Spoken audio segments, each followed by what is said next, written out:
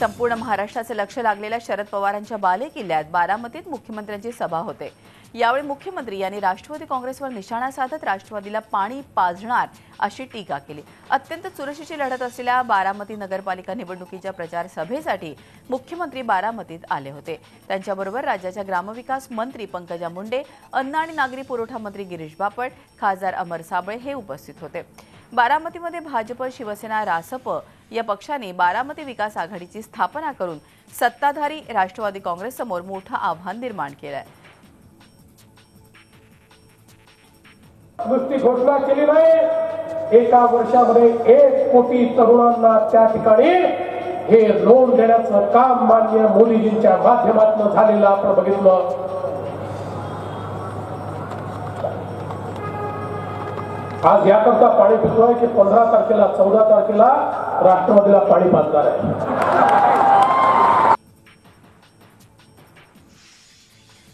पवारांच्या बालेकिल्ल्यात मुख्यमंत्री काय बोलणार अशी उत्सुकता सर्वांनाच होती। मात्र लोणावळा, तळेगाव, शिरूर आणि आळंदीमध्ये झालेल्या प्रचार सभेत देवेंद्र फडणवीस यांनी या निवडणुकीसाठीही पंतप्रधान नरेंद्र मोदी आणि नोटबंदीचाच आधार घेतल्याचं स्पष्ट झालं। पुणे जिल्ह्यात येत्या 14 डिसेंबरला 10 नगर परिषदांसाठी मतदान होत आहे। भाषणात मुख्यमंत्र्यांनी पंतप्रधान मोदी यांच्या योजनांचा आणि नोटबंदीचाच मुद्दा उचलत भाजपला मतदान करण्याचं आवाहन केलं। या देशामध्ये एक आर्थिक स्वातंत्र्याची चळवळ सुरू केली। आपल्या सगळ्यांना कल्पना आहे, 8 तारखेच्या रात्री माननीय मोदी साहेबांनी 500 आणि 1000च्या नोटा रद्द करून टाकल्या। मला याची कल्पना आहे की 500 आणि 1000च्या नोटा रद्द केल्यामुळे आपल्याला अनेकांना सर्वांना थोडा थोडा त्रास सहन करावा लागतोय।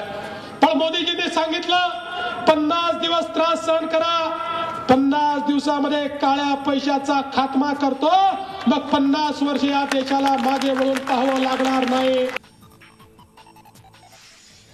आमदार लक्ष्मण जगताप आणि महेश लांगडे यांच्या भाजप प्रवेशामुळे राष्ट्रवादी काँग्रेस दुबळी झाली आहे। राष्ट्रवादी काँग्रेसला एका पाठोपाठ एक धक्के बसत आहेत, त्यामुळे लवकरच राष्ट्रवादी काँग्रेस मुक्त पिंपरी चिंचवड पाहायला मिळणार असा विश्वास पंकजा मुंडे यांनी व्यक्त केला आहे।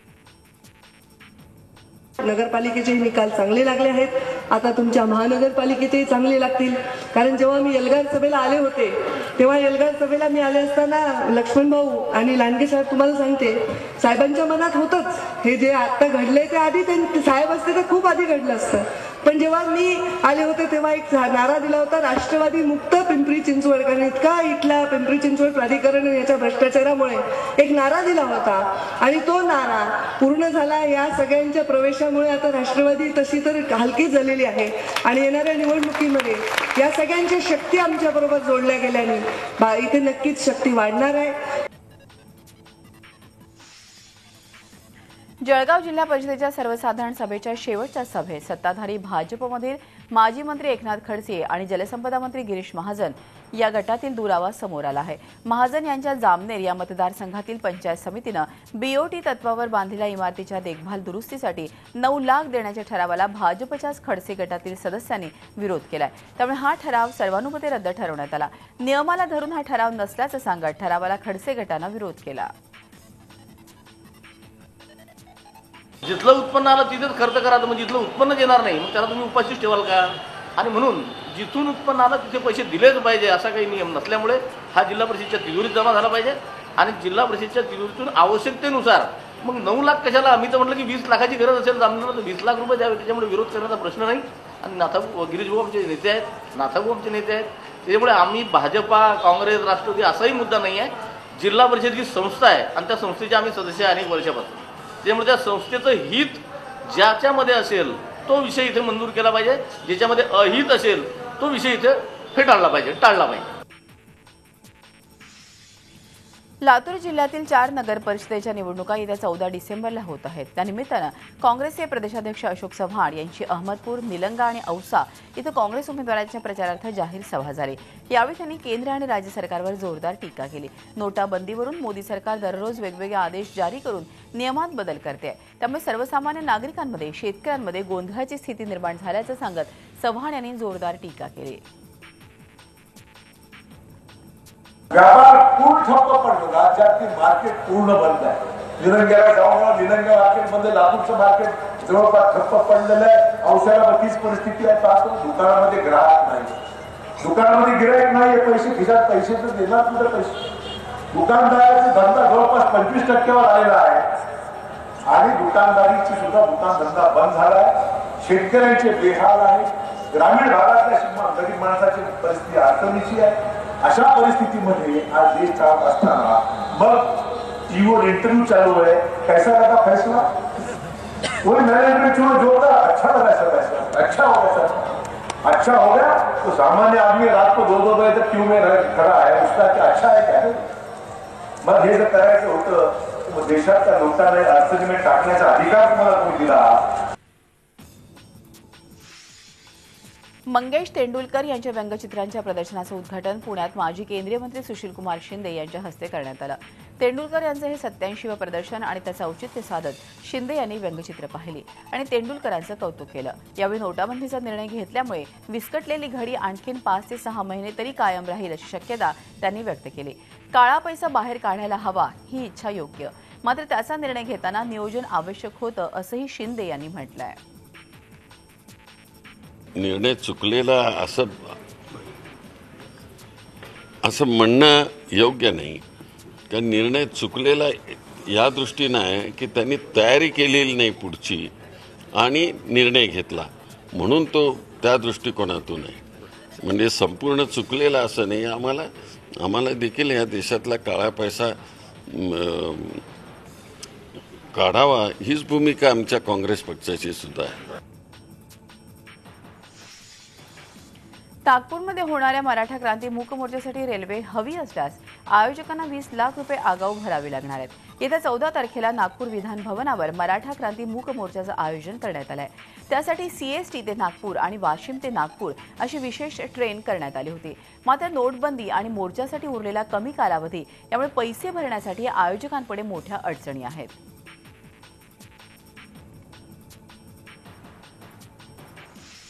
भाडे तत्वावर दिलेल्या मालमत्तांच्या भाडे कराराचं नूतनीकरण करण्याच्या धोरणाला महापालिका सुधार समितीनं नुकतीच मंजुरी दिली आहे. या धोरणामध्ये महालक्ष्मी इथल्या रेस्कोसच्या भूखंडाचाही समावेश असल्यानं रेस्कोसवरील थीम पार्क उभारण्याचं शिवसेनेचं स्वप्न भंगण्याची चिन्ह आहेत. आणि विशेष म्हणजे सुधार समितीमध्ये उपस्थित सेनेच्या सदस्यांनीही या धोरणाला विरोध केला नाही. त्यामुळे उद्धव ठाकरेंनी पालिका सेना पदाधिकाऱ्यांची खरडपट्टी केल्याचं बोललं जात आहे.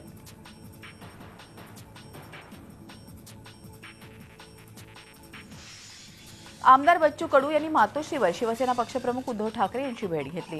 नोटबंदीमुळे अडचणीत आलेल्या शेतकऱ्यांसाठी बच्चू कडू यांची प्रहार संघटना आंदोलन छेडणार आहे. या आंदोलनामध्ये शिवसेनाही सोबत असावी यासाठी ही भेट झाली आहे. शेतकऱ्यांसाठी होणाऱ्या प्रहारच्या या आंदोलनामध्ये शिवसेनाही सामील होणार असल्याची ग्वाही उद्धव यांनी बच्चू कडू यांना दिली आहे. त्यामुळे नजीकच्या काळात होणाऱ्या विदर्भातील या आंदोलनाच्या निमित्तानं बच्चू कडूंची प्रहार संघटना आणि शिवसेना एकत्र आलेली दिसणार आहे. दिव्याखाली अंधार ही म्हण का आहे ते मला दिव्यात आल्यावर कळलं अशी खोचक टीका मनसे अध्यक्ष राज ठाकरे यांनी केली. मनसेच्या वतीनं आयोजित उत्सव दिव्यांचा या 3 दिवसीय सांस्कृतिक महोत्सवाच्या उद्घाटन प्रसंगी ते बोलत होते. दिव्यामध्ये आलो तेव्हा मला वाटलं थंडीचं धुकं पडलंय, पण हा डम्पिंगचा धूर असल्याचं नंतर कळलं. या शहराला कसलीही शिस्त नसून सगळा बेशिस्त कारभार आहे. यावर आत्ता काही बोलणार नाही. मात्र जानेवारी ठाणे महानगरपालिकेच्या निवडणुकीसाठी दिव्यात विशेष सभा घेणार असून यावेळी सगळं बोलीनच असा इशारा त्यांनी दिला. औरंगाबादच्या महापौर पदाचा तिढा अखेर सुटलाय. महापौरपदी भाजप भगवान घडामोडे यांची उमेदवारी जाहीर केलेली आहे. मुंबईत भाजपची बैठक झाली, त्यात हा निर्णय घेण्यात आला. भाजपकडून 2 नगरसेवकांनी महापौर पदासाठी जोरदार लॉबिंग केलं होतं. अखेर यात भगवान घडामोडे यांनी बाजी मारली आहे असं म्हणावं लागेल. घडामोडे यांनी महापौर पदासाठी फॉर्म भरला आहे. यावेळी शिवसेना खासदार चंद्रकांत खैरे हे उपस्थित होते.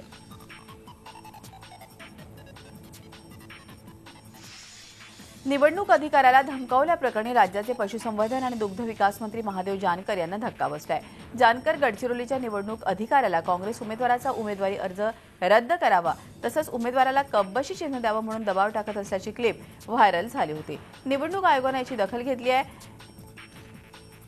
जेसा मोटवानीसाठी जानकरांनी दबाव टाकला त्या प्रभाग 9B ची निवडणूक आयोगानं आता रद्द केली आहे. इथली निवडणूक स्वतंत्रपणे घेण्यात येणार असल्याचं निवडणूक आयोगानं जाहीर केलं आहे.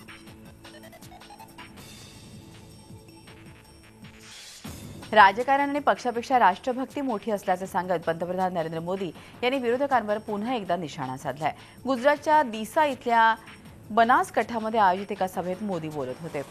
राष्ट्रपतींना विरोधकांचे कान टोचावे लागत असल्याचं पंतप्रधानांनी आपल्या भाषणात नमूद केलं. नोटबंदीच्या निर्णयानंतर देशवासियांकडे 50 दिवसांची मुदत मागितली, त्यामुळे नागरिकांना त्रास झाला खरा, मात्र 50 दिवसांनंतर परिस्थिती नक्की बदलेल याचा पंतप्रधानांनी पुन्हा एकदा पुनरुच्चार केलेला आहे.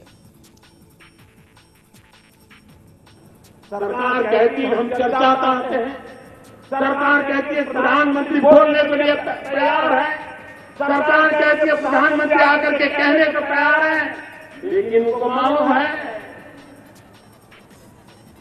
उनका झूठ टिक नहीं पाता है और इसलिए वो चर्चा से भागते रहे हैं. और इसलिए लोकसभा में मुझे नहीं बोलने दिया जाता, मैंने जनसभा में बोलने का रास्ता चुन लिया है. 500च्या जुन्या नोटा आता बँकेशिवाय इतर कुठल्याही ठिकाणी स्वीकारल्या जाणार नाहीत.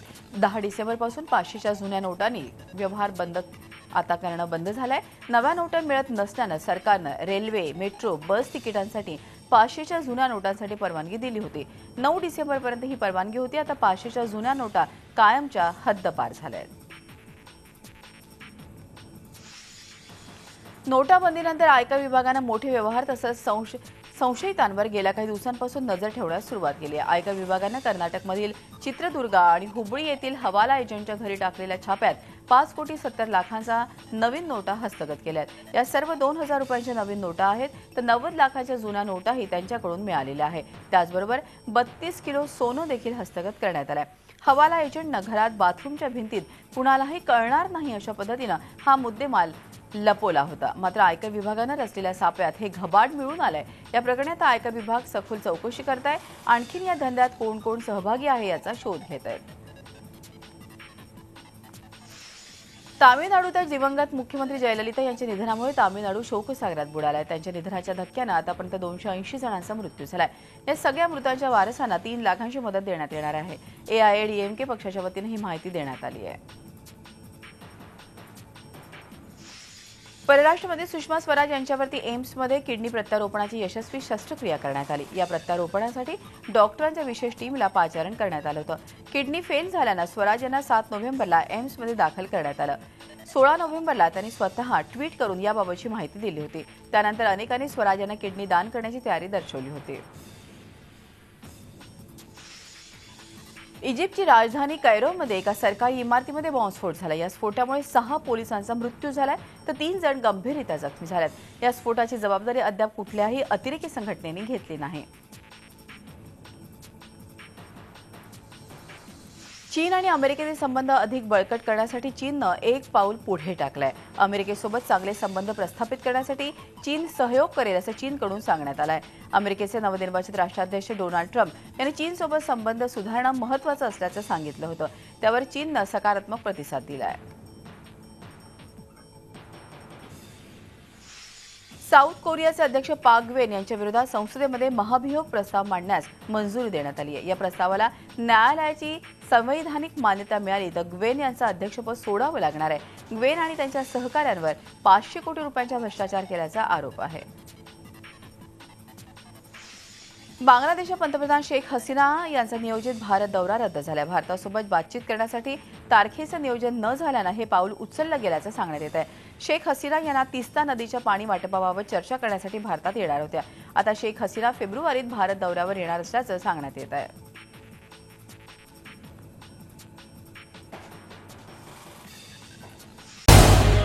झी 24 तास रहा एक पाऊल पुढे.